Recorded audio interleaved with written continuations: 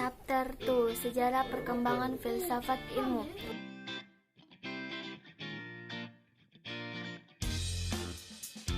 Perkembangan filsafat ilmu. Filsafat ilmu sebagai bagian integral dari filsafat secara keseluruhan, perkembangannya tidak bisa dilepaskan dari sejarah perkembangan filsafat itu sendiri secara keseluruhan.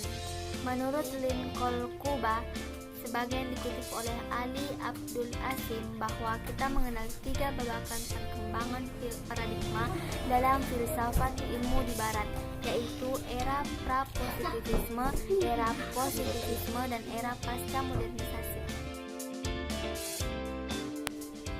Filsafat ilmu zaman kuno. Filsafat yang dipandang sebagai ilmu pengetahuan telah dikenal manusia pada masa Yunani kuno. Di Miletos, suatu tempat perantauan Yunani yang menjadi tempat asal mula munculnya filsafat, ditandai dengan munculnya pemikir-pemikir besar seperti Thales, Anaximandros, dan Anaximenes. Pada zaman Yunani kuno, filsafat dan ilmu merupakan suatu hal yang tidak terpisahkan. Keduanya termasuk dalam pengertian episteme yang sepadan dengan kata filosofia. Filsafat dan ilmu tergolong sebagai pengetahuan yang rasional. Dalam pemikiran Aristoteles selanjutnya, pengetahuan rasional itu dapat dibedakan menjadi 3 bagian yang disebut dengan praktik, pengetahuan praktis, poetik, pengetahuan produktif, dan teoretik, pengetahuan teoretik. Filsafat ilmu era Renaissance.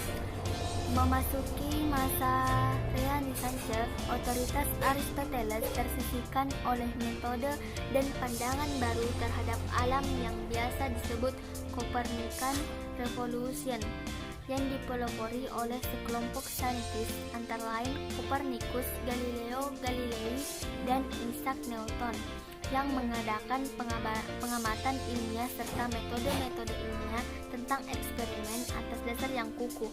Selanjutnya, pada abad ke-17, pembicaraan tentang filsafat ilmu yang ditandai dengan munculnya Roger Bacon. Bacon lahir di Ambang, masuknya zaman modern yang ditandai dengan kemajuan ilmu pengetahuan. Memasuki abad ke-19, muncul Johann Gottlieb Fichte yang memperkenalkan ajaran ilmu pengetahuan, epistemologi, yang bukannya suatu penelitian teoritis tentang struktur dan hubungan ilmu pengetahuan, melainkan suatu penyadaran tentang pengenalan diri sendiri, yaitu penyadaran metodis di bidang pengetahuan itu sendiri. Filsafat ilmu era positivisme. Memasuki abad ke-19, perkembangan filsafat ilmu memasuki era positivisme.